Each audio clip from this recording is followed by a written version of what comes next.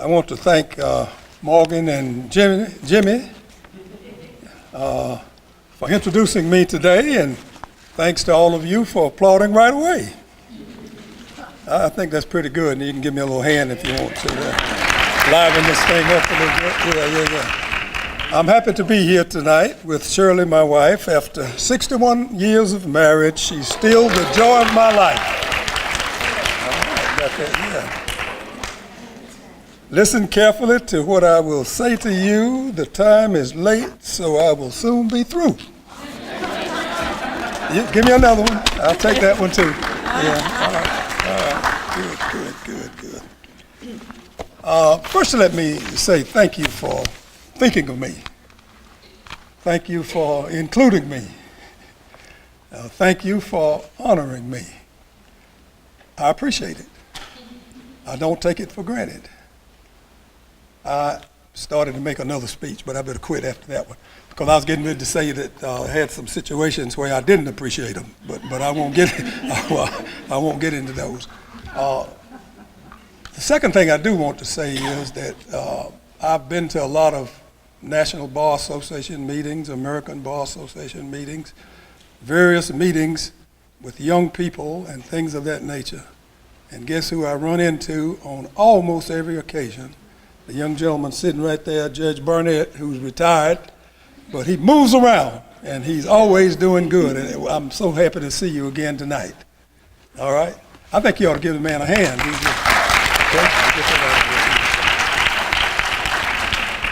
One other thing about my wife, she is a graduate of A&T. I don't know if I said that. Aggie Pride, of course. But she's also chair of the board of the foundation, which owns this building. So I thought I'd better let you know that. So I could say a few other things. The YWCA here is named after her, by the way. It's the Shirley T. Frye, Greensboro, YWCA. I better not get that mixed up. You all know the difference between YW and YM, don't you? Everybody, okay, so we'll get that out of the way of thing with it. I spend a lot of time with young people from kindergarten up. And sometimes I get the best questions from those kindergarten and first year students, because they're not embarrassed to ask you anything. And a lot of times they ask you questions that you want to sort of back up and say, well, now wait a minute, why you ask me that in a crowd, you know? But I want to say that because you can learn by listening to the questions that people ask. Keep that in the back of your mind. That's all I'm going to say about that one.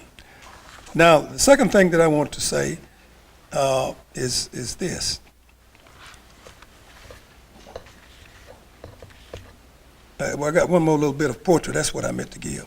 I didn't write this, but this is one that you've probably seen. If a task is once begun, never leave it till it's done. Be the labor great or small. Do it well or not at all.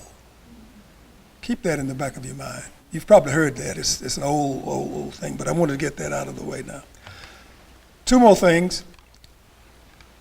Don't spend too much time with negative people.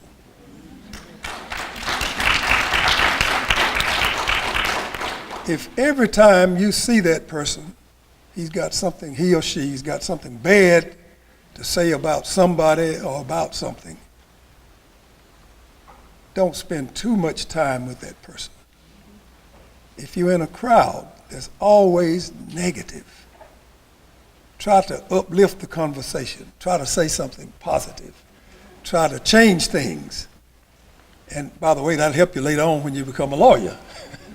Because a lot of people come to see lawyers, all they got is negative stuff, right? But if you're accustomed to raising the level of the conversation, if you're accustomed to seeing that we don't look down, we look up. We don't just look to see how bad things they are. We look to do what? To make them better. I like an old song I heard a long time ago. Take a sad song and do what? Make it better. You all ever heard that? Or are you too young to have heard that one? Take a sad song and make it better. So, one other thing, being a lawyer makes you, hopefully, a part of a profession. And a profession is a little above a job. Now, what do I mean that it's a little above a job? People expect professionals to know what they're doing, expect them to be at a higher level, expect them to give advice which is sound, whether that professional is a doctor, a dentist, a lawyer, and I would say a politician, but I won't deal with that too much. Some politicians are pretty good, and some sometimes don't quite rise up to the standard, right? But as you proceed toward becoming the professional person as a lawyer, remember to always have high standards. And remember that the words you say sometimes come back to you. And when you hear them the next time, sometimes they're coming from somebody else who heard you say that. So be careful what you say and what you do.